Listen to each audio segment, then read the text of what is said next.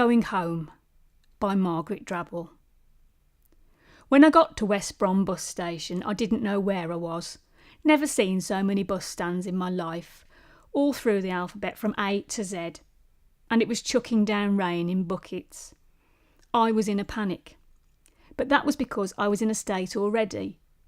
It had been donkey's years since I'd been back, and I was worried sick about my auntie, and why I'd stayed away so long, and what to do about her, and how she'd be, not to mention all the memories that came rushing back at me on the way over from Sheffield, and not all of them good ones.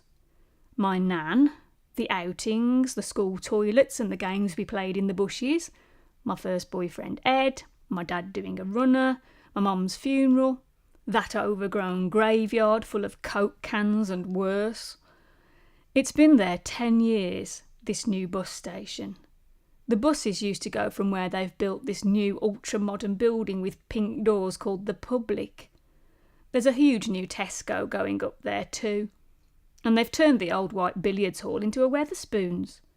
I half thought of popping in for a nip to see me on my way, but it was a bit early in the day. Though they drink all day in Wetherspoons, the old men with their long, slow pints. I got to West Bromwich on the new metro tram from Birmingham. That bit was easy. You can't get lost on a tram. I hadn't been back since Mum died, and that was years ago. I was busy with the kids. I was a single mom twice over. I was working at the canteen at the uni, and then I met Vic, and that was my new life. Now I've been made redundant. I feel a bit redundant all round these days.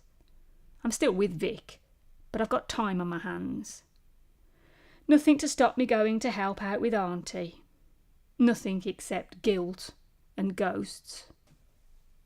It's the 74 to Dudley. The windows were all misted up. I couldn't see out very well, but I could see a lot of the old shops had gone. The bus was full of moms and little kids and buggies and old ladies with great bags of shopping, lugging great packets of soap powder and tins and loaves of bread from one side of town to the other, scenting a bargain, filling in the day on the bus pass. This is Poundland. I'd never have known about Aunt Elsie's fall if they hadn't phoned me from the salon. They'd missed her Thursday morning, a regular she was, once a fortnight shampoo and set. Debbie phoned me. She's the manager. She knew I was one of the next of kin. I know Debbie. I was at school with her at Bilston. My auntie must have given her my number. Debbie was a survivor. She'd left school at 16 like me, had 3 kids, got a job as a stylist, and now she runs her own salon. I'd have known her voice on the other side of the world, like it was yesterday. Not that I've ever got as far as the other side of the world. OK, Deb, I said. I'll come over and see what I can do. I felt bad about my auntie. I should have kept in touch after Mum died. But I didn't. She'd been on the floor for hours, Deb said. Couldn't reach her phone. Always refused to have a mobile or an alarm. And then she went and fell and broke her femur. She'd been on a stepladder, changing a light bulb. It was the lady who looked after the food bank in the centre who found her. She was going round asking for donations. Take from the poor to give to the poor. That's how it goes these days. She rang Aunt Elsie's bell and waited a bit, and then she heard her calling, and then got the man with the keys. Deb and I were best friends, till she hitched up with Ed. I fancied Ed, but she got him. She used to do my hair for me. I was always a scruffy one when I was a kid, but she practised on me. Once she dyed me pink. It's a wonder my hair didn't fall out. I used to help her with her homework. I was good at writing stories. She got good marks for my work. Once she got a gold star. We had a laugh. I remember that day at Dudley Zoo. It was our big outing. Kids would think nothing of it now. They've been all over. Disneyland, Spain, Greece, the Canaries, you name it, they've been there. Ryanair, EasyJet. But our big day out was Dudley Zoo on the bus. My sisters and my brother and me, There was a lot of us Billinghams, and Deb Judge and her brother, and our mums and dads, and Deb's nan and grandad. We kids sat on the top of the bus and screeched like parrots. We took our own sandwiches and drinks, but when we got there, we knew we'd get bought a stick of rock from one of the little kiosks.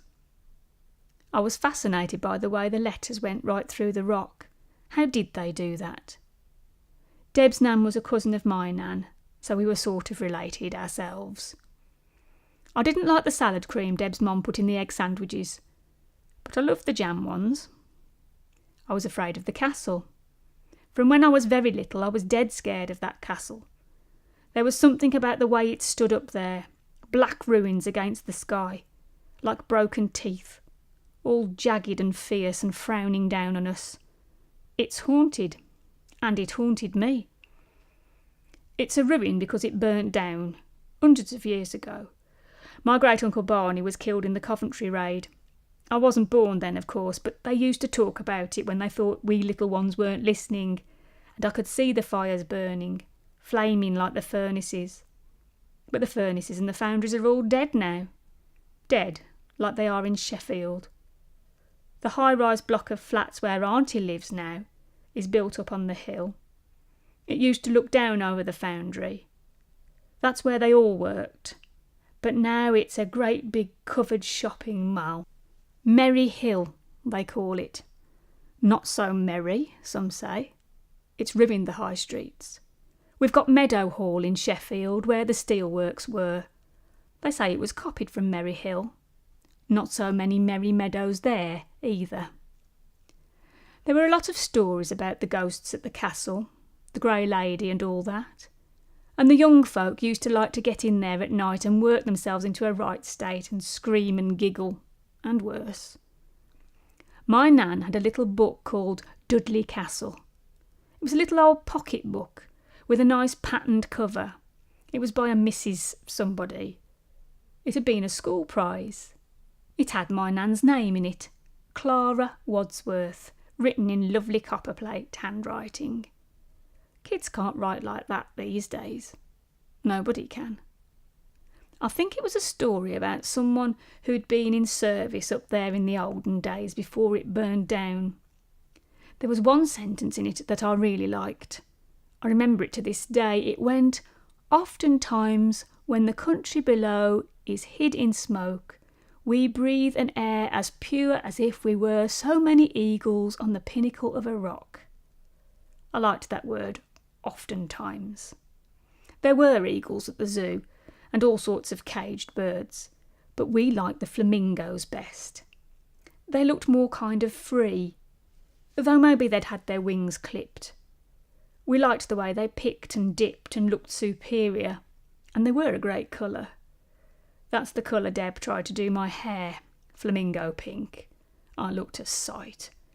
There's a lot of girls in West Brom and Bilston now with orange hair, red hair, purple hair. They fight back, those girls. But mine was pink. We liked the giraffes too. They had a noble, prehistoric look. But we didn't like snakes. And the shabby, smelly old camels. And we felt sorry for the bear. It was a good day, that day. We must have been 10 or 11 years old. We were still in primary. The sun shone and the grown-ups were in a good mood for once, and even the castle up above us didn't look threatening. Deb and I sneaked off into that corner of woodland, just over the little bridge, halfway up the hill, and found ourselves a little open bit of grassy dell with marguerites and buttercups, and we sat there licking our sticks of Dudley Zoo rock and sucking our aniseed pipes, my favourites, and talking about what we'd do when we grew up. Deb wanted to go into hair and beauty even in those days, so I suppose her dream came true. And she wanted to have kids, and she did, and a husband. And unlike most of us, she still got one. They don't get married these days, but my generation did, or a lot of us did. Even I tried it once. Deb went on to be a stylist, and I wanted to write stories and see the world, and go on a big liner across the Atlantic, wearing a big straw hat with a floating ribbon, The zoo buildings reminded you a bit of an ocean liner. There was something about the curves and the canopies of the kiosks and the cafe, and a kind of porthole look about the whole place, as though you were on a great ship at sea, along with a lot of wild foreign beasts and English flowers and birds and bushes. I wanted to take off and sail through the world. Well, that didn't happen, did it? And now there I was, redundant on the 74 bus, on my way to meet the ghost of Auntie Elsie. She'd married when she left school, a chap she met in the cycling club. They used to go dancing and cycling a lot, but he died in his 20s in an industrial accident at the works, and she lived alone after that. Nearly 50 years alone. She'd been very pretty when she was a girl. I couldn't see that when I was a kid, but as I grew older I began to see what a beauty she'd been. Funny how time teaches you to see what was, even when you never saw it for yourself with your own eyes. But now she lived on the 12th floor with a broken leg. Not much of a life, I thought to myself as I looked out of the misted windows, though the rain was slacking off a bit. I listened to the banter on the bus. There was a black mom with 2 little ones, showing off their homework to her. They'd made cardboard pop-ups. She was being ever so nice with them. And 2 old blokes talking about West Bromwich Albion and Roy Hodgson, and a Sikh with a purple beard and a turban. He was well stuck into his iPod. It wasn't like a Sheffield bus. And it wasn't just the voices. But I can't put my finger on what was different.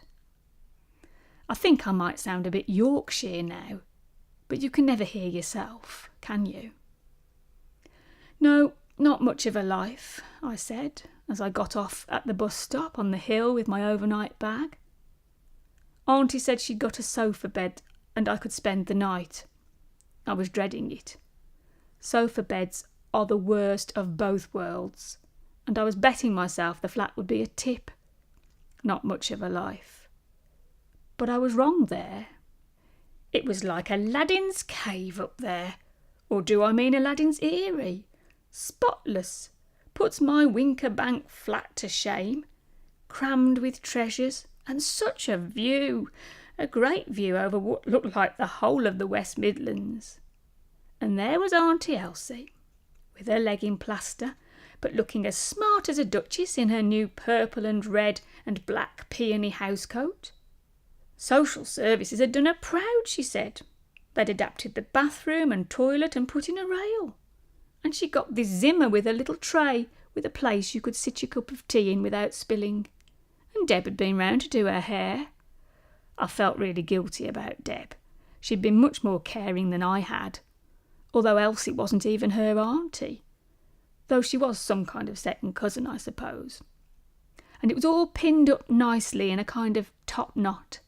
Not an old lady bun, smarter than a bun, a kind of French look it had to it, if you know what I mean. Swept up at the back, very stylish. We talked and talked. I'd wondered if we'd have anything to say to each other, but we talked and talked. About the old days, about my mum and dad and sisters, about the youth hostel she'd been to in her 20s with Phil, in the lakes and in Wales, about my Vic, and my Tony doing so well at uni. I even told her how worried I was about Stacey. And about what life was like in Brierley Hill and Dudley these days. They've spent a bit of money on the zoo. It's nicer now, she says. And she showed me some little toy animals Fred and Stan had bought her. I think they're her great-great-nephews. I couldn't quite follow, but it didn't matter. She'd got a little zebra and a giraffe and a dinosaur and a penguin. They don't go to see her very often, of course they don't. But they do keep in touch. More than I'd have, though. More than I've done. She had such treasures. I remembered some of them from centuries ago, when she still lived in that house at Green End. She had glass shelves fitted in the alcoves, and there were her collections. Things she'd been given, things she'd picked up. Bits of china, tiny dolls' house cups and saucers, a few polished fossils, a row of thimbles, 1 or 2 little enamel boxes made in Bilston that even I could see were really nice quality, and a beautiful little metal tree with green jade leaves and shining glass fruit. And she'd got photos of Phil as a young man, and my mum in a tea room in Cornwall, and family weddings right through the generations. Black and white in the 50s, colour in the 60s and 70s, then all sorts and styles in the last 20 or 30 years. Chaps with long hair and beards, muscle men with tattoos, bridesmaids in miniskirts, jeans and boots and stiletto heels and all sorts, ending up with a girl in a prom dress, all flounces, called Sylvia. She'd had her dress made especially in Wolverhampton. Proms are big in the Black Country now. Auntie Elsie thinks the proms are a bit of a racket, making people spend a lot of money they haven't got. But we agreed Sylvia looked nice. I've no idea who Sylvia was. There was even a little photo of me in a silvery frame. It must have been taken 40 years ago in my last term at school. One of those end-of-term photos they used to do. I looked very proper. I was embarrassed to see myself there. I'd been so neglectful. When she asked me to choose something for myself as a memento, I felt like the prodigal niece. I didn't deserve it, and I said so. I suppose, working it out that night, I probably was next of kin, with so many of her age group dead, and my sisters in Australia, and my brother, we'd better not say where. She was my mum's only sister. I slept quite well on the sofa bed in the treasure house. I dreamed about Aladdin. We went once as a family to the Panto in Wolverhampton, in the Grand. I thought it was out of this world. Open sesame, the 40 thieves, the Oriental chorus with their long tan legs and high kicks and golden shoes, and the dirty jokes I didn't understand. There was a couple of Black Country comics, I forget their names, doing a kind of Enoch and Eli act. I pretended to laugh. I did laugh because I was happy, but I didn't know what I was laughing at. I was too little. But I loved it all. I longed for it to never end, and when the red velvet curtain came down, I cried. I had my best party dress on, handed down from my 2 big sisters. It had a pattern of little rosebuds. We never went again. The Grand Theatre was grand. It's a grand building. Auntie Elsie says she hasn't been in 30 years, but she says it keeps going. Deb went to see a TV show there last week with a live audience, and a friend of Deb's sings with the West Bromwich Operatic Society. They've done Kiss Me Kate and Hello Dolly and Me and My Girl.